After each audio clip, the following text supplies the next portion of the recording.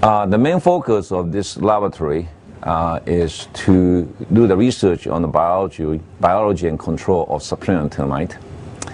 And our focus has been switching back and forth between fundamental biology and control.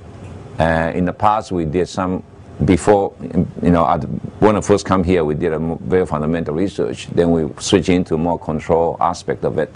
Now we are back to the more fundamental biological research. And you can see from some of the project student and postdoc are doing here are mostly very basic biological behavior work. Now, one of the challenge in doing the research on subterranean termite is how to duplicate the sheer size of the few colony of subterranean termite in the laboratory. Subterranean termite can forage in quite a long distance in soil, and especially for most of the subterranean termite, the distance can be linearly about 300 feet.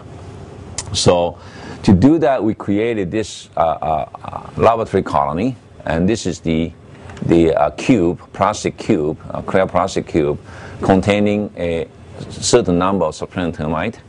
And in this cube, as you can see, we have lots of wood, sand, and we introduce subterranean termite in here. In this case, we have about 200,000 of the subterranean termite in this cube.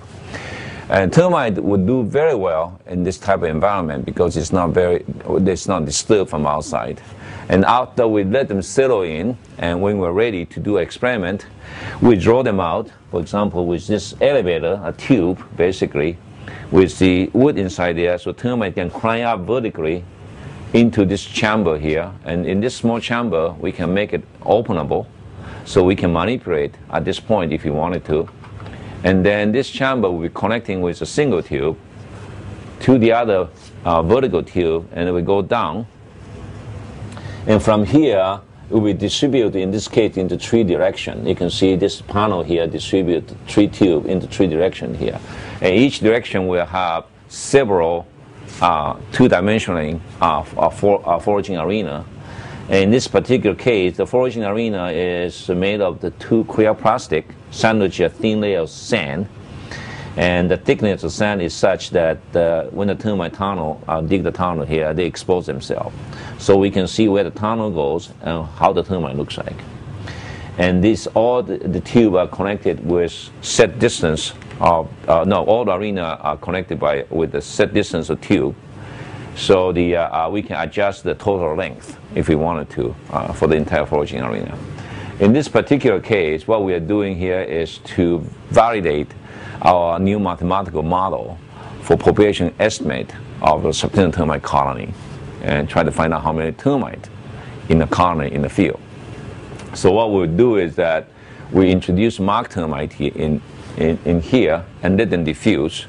And as you can see, over the time, some blue termite in this particular case will appear in this arena here. And if you get closer here, you can probably see some blue termite here running around. So every day we'll take one picture to see at a daily basis what is the proportion of marked termite looks like, if that's going to change or not.